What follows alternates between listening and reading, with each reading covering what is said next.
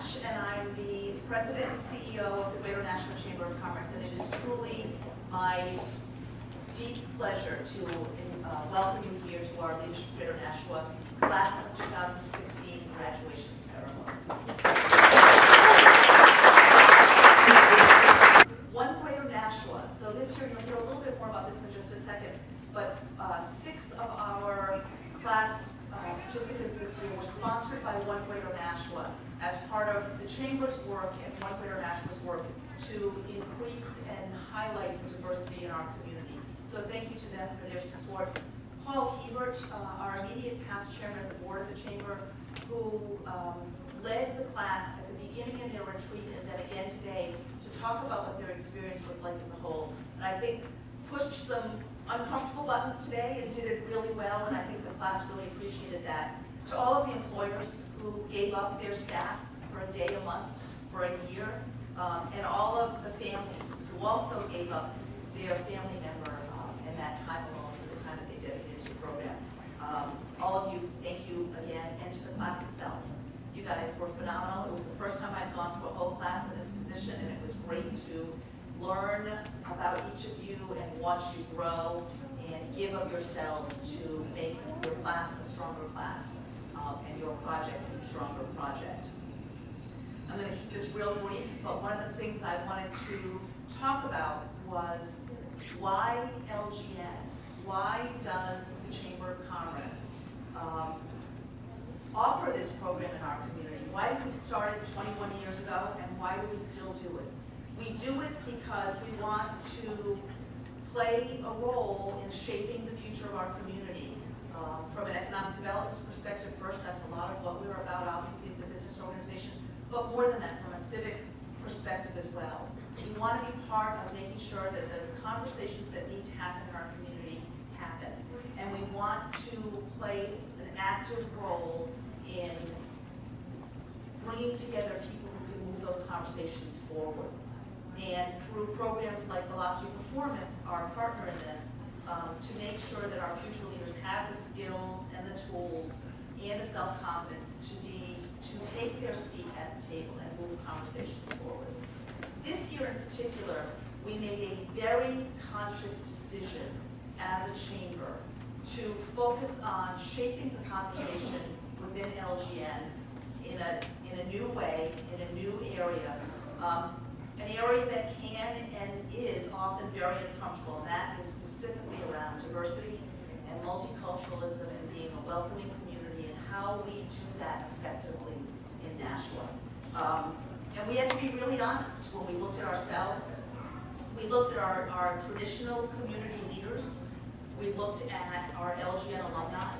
We looked at our chamber membership and saw and acknowledged that we're not as diverse as we could be, and we all suffer if that's true. So we want to further that conversation. We want to make that a conversation that happens in every boardroom, in every break room, across our community, so that we can come together and be a stronger community overall. We do it, A, because we think it's the right thing to do, but because we believe that the economic vitality that will come to our community as a result of that is nothing but positive. And we hope you agree with us, and I want to, again, thank the class for all of the conversations that they've had and helped us foster, and they understand that they helped foster throughout the community as a whole. Wasn't quite sure what we were getting into. I wasn't quite sure how to take it, but I was really upbeat and positive that we're going to accomplish something great. We were also looking to get connected, more connected with the needs and wants and services of this great city. Many of us have been either living or working in here throughout our lives, and I can tell you for sure, each one of us learned something new about the city of Nashua, what the city of Nashua has to offer, a service, something going on in the city that we were not aware of prior to this program. And across the board, we were anxious in developing our own leadership capacity, and to have had the opportunity to do this while working with Brendan Keegan and Velocity Performance certainly was quite a privilege. So thank you, Brendan, and thank you to the Velocity team for all that you brought to us this year. Thank you. Sitting here today, it's really easy to reflect back on this experience with very warm feelings, having had a great time. We're coming to completion, although somehow I'm the one up here in front of the microphone and they're all relaxed down there, not worried about a thing. But I can honestly speak for the group that I doubt it's always also, that so you just way. I think when we someone had some comes in, you just essential like adjust questions on our first retreat back in September. Like, what are we doing up here in the woods? What is going on? Am I going to make a fool of myself? Do I belong here? And as we sat for a couple of sessions, we pondered whether or not this was going to be a successful venture for us. Slowly but surely, we began to learn each other's names. Our days were filled with trust games and activities, and we got comfortable.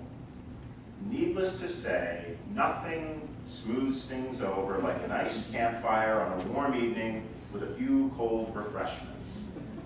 That's where the class truly bonded. Whether you spent a few moments by the fire before you went to bed after a long day, or whether you were part of the fire brigade dousing out the flames towards the mid to early morning, or if you were part of the select few that may or may not have gone swimming in the lake later on that night, early morning, however you want to view it, one thing was for sure, it was a key moment in the bonding of this class. It really set the tone for the next day.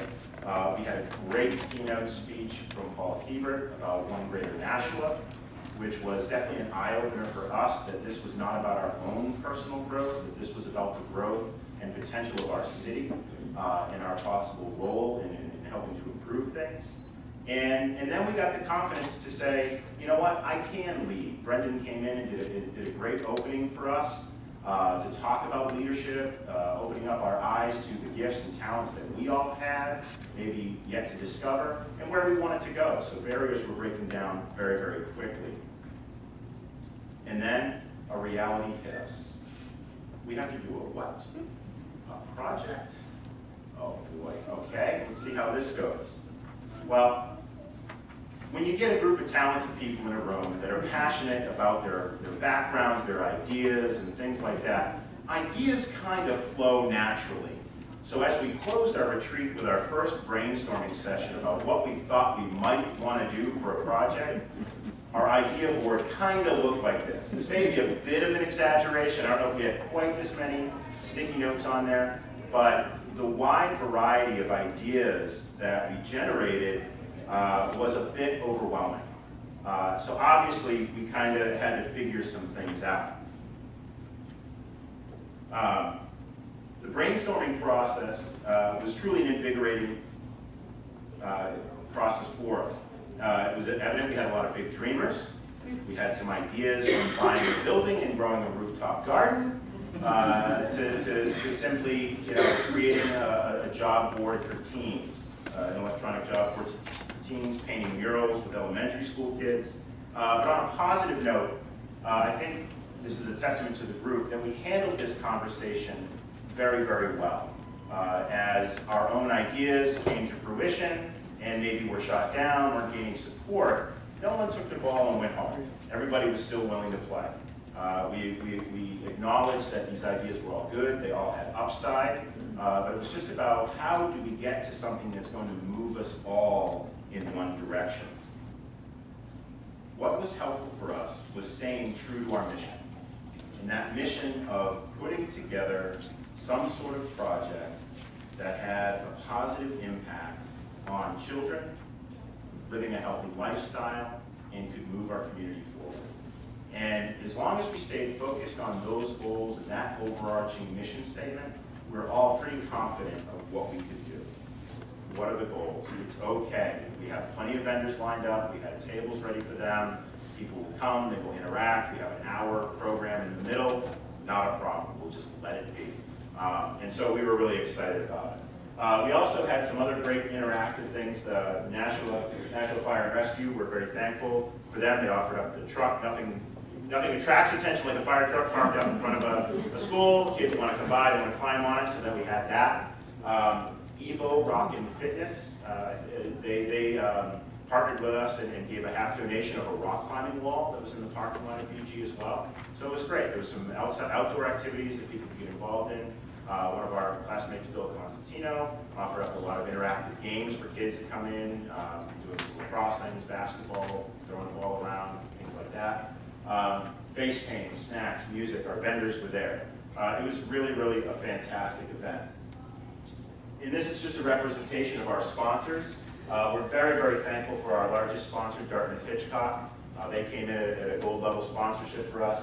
And then many other great sponsors and in-kind sponsors as well.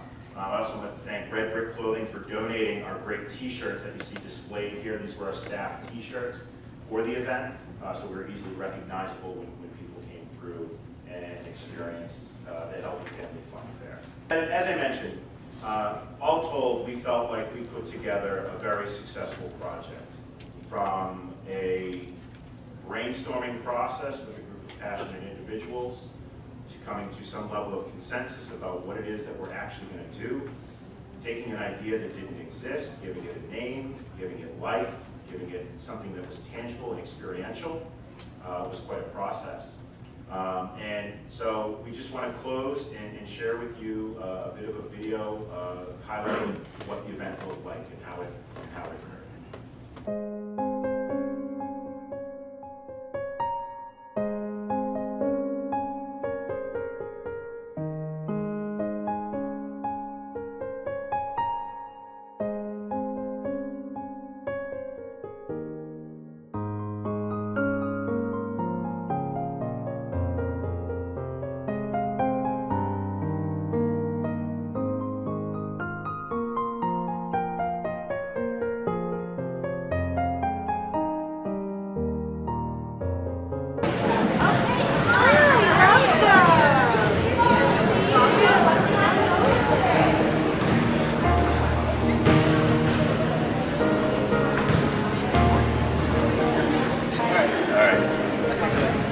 Hey guys. The rest of I'm going to go, Bill. I'll be right with you. I've got a guy dropping off more water bottles for us. Just wanted to take a moment to welcome you all to the Healthy Family Fun Fair today on the campus of Bishop Girton High School.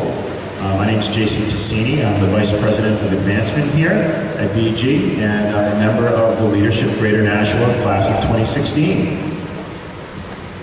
We are really pleased to sponsor this event for you today.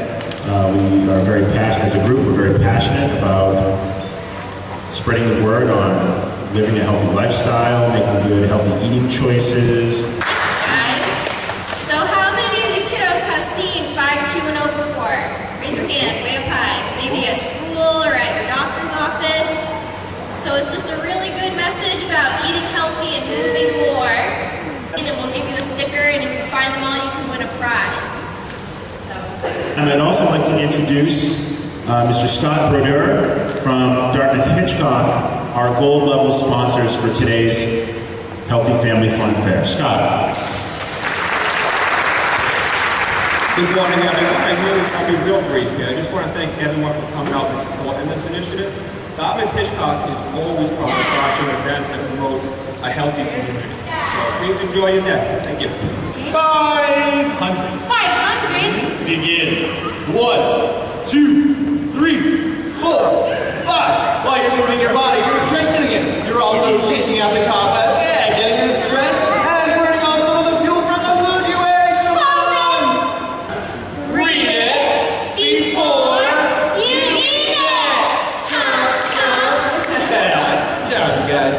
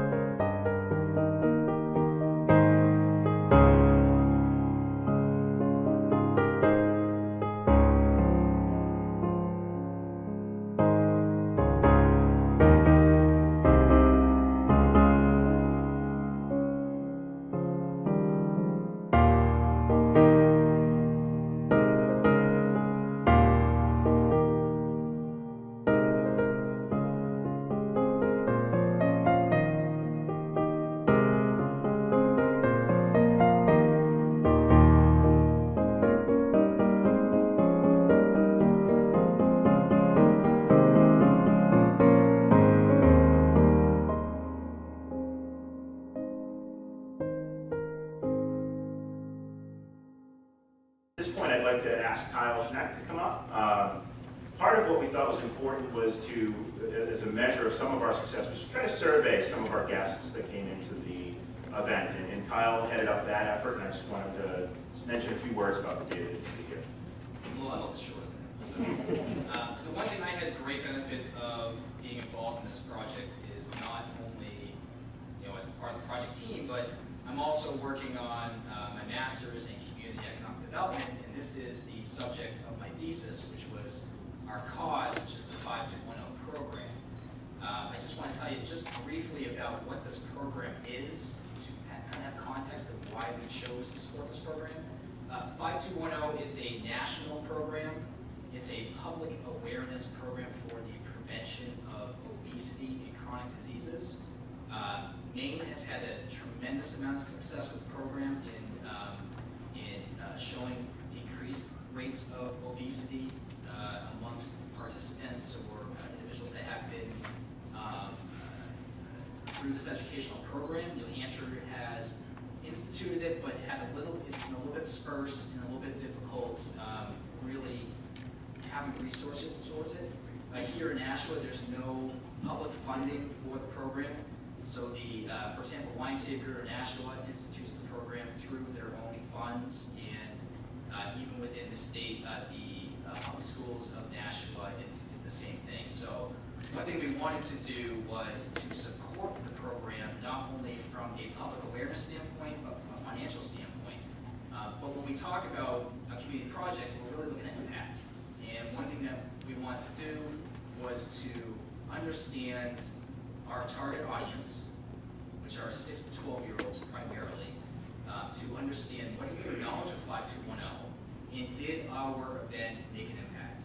Up here, we've included some of what we did was we did an entry survey. So when individuals would come into the survey, come to the event, whether they were adults or children, we would ask them a series of simple questions. One question, we would get some demographic information, are they male, female, what is their age, and where do they live? And then we would want to know, do you know what 5210 stands for? On the incoming survey, we had 26 individuals take the survey. Out of the 26, 18 said no. They had not heard of 5210. 7 had said yes. And 1 had said not sure. And this told us that, fantastic, a great opportunity to teach some individuals that have never heard of this, a great opportunity to reach them and deliver the message that we're trying to deliver. The second thing we want to measure, since this was our first time event, is, if we want to do this sustainably going forward, well, how did you hear about the event?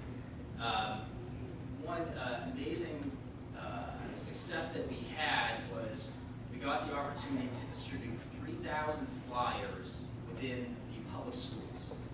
Every single kid all 3,000 brought those pieces of paper home to their parents and say, hey, look, there's an event going on. We were also able to do that in several private schools as well.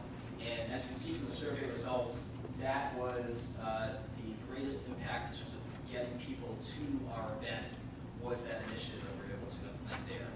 So this information really helps us going forward next year when we try to do the event to say, well, what worked well, what didn't work well. We did get an exit survey. Unfortunately, we only got 10 participants. I didn't include the results here, but what I can tell you from that is that some of the questions that we asked is, do you know what 5210 stands for? And the majority of the individuals that participated in that, 8 out of 10, knew at least what one of those things stood for, and we thought that that was fantastic. The message had been delivered. So. Thank you. I'll be very brief. I just again want to thank the whole class for all the time that you invested and away from your jobs and your families.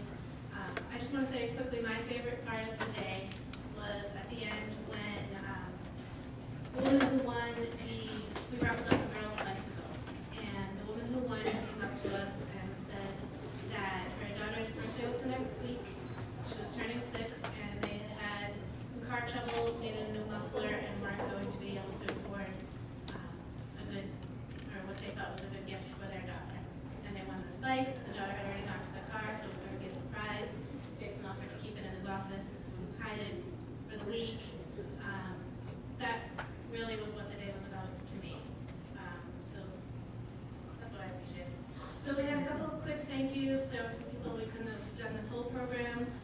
out, helped us through the journey.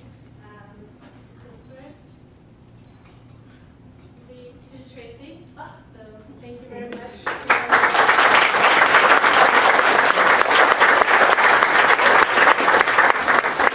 So these gifts were put together. One of our members of our class, Cheryl Snyder, owns a company called Drinkable Arts, and it's glass painting. She unfortunately had to leave the program due to some medical issues. I believe she's going to try to take part in the program next year. So Laurie is.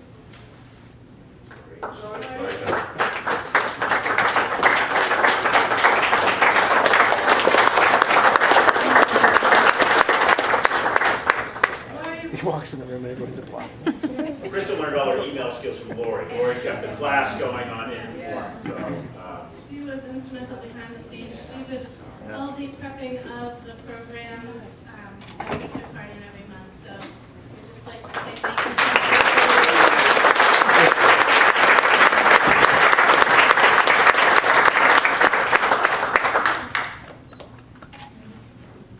And as part of our professional development part of the program, I'd like to thank Brenda Keegan from Velocity Performance.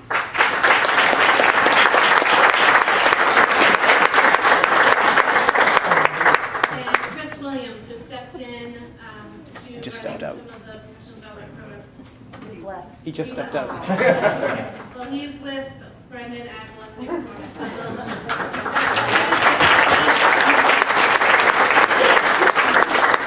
So I get two. So that's it. So thank you very much. thank you. That concludes our presentation. Thank you very much. Thank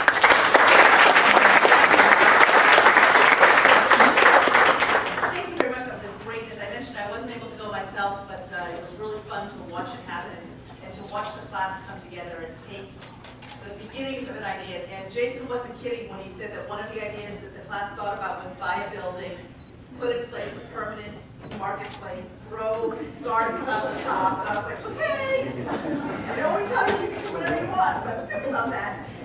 So it was really fun to watch the class kind of come together around the different ideas and really pull off a very successful event. Before we actually formally recognize all of the graduates and give them their certificates, there's one other piece that they get as part of this. And I mentioned a little earlier that last year's class started an official Leadership Greater Nashua Alumni Association.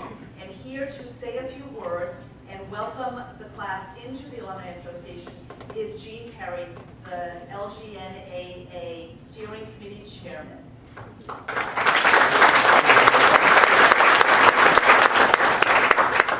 Tracy, and I am just blown away by your project. I can't believe how much work you put into that in such a short period of time. As an event planner, I just don't know how you pulled it all off. It's fantastic.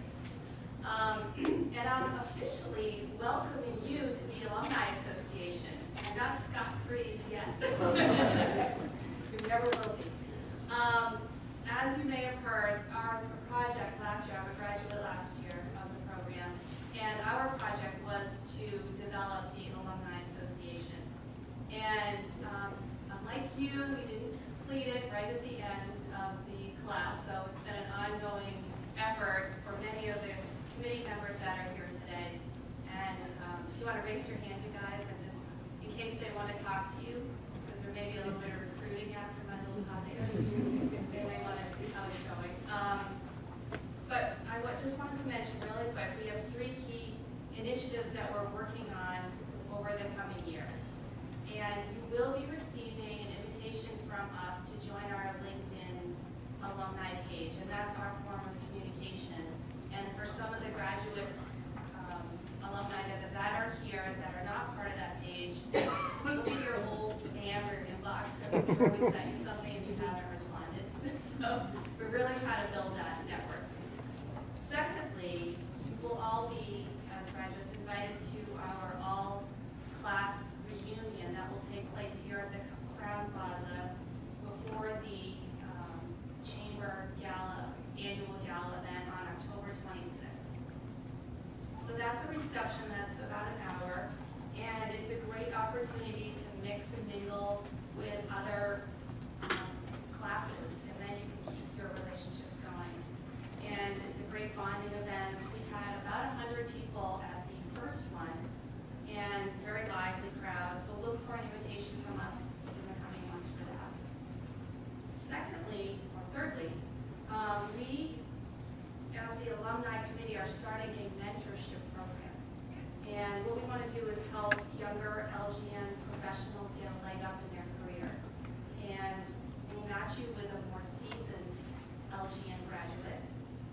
and you'll gain insights from them, and they'll gain insights from you, and it'll be a great one-on-one networking opportunity for you. For all of these things, you can see me after, or one of our committee members, and I have a sign-up sheet, so you can tell me where your interests lie in continuing your LGN experience. And we are always looking for people to join our committee. We have a small committee now. We'd love to have your energy on our committee to keep this LGN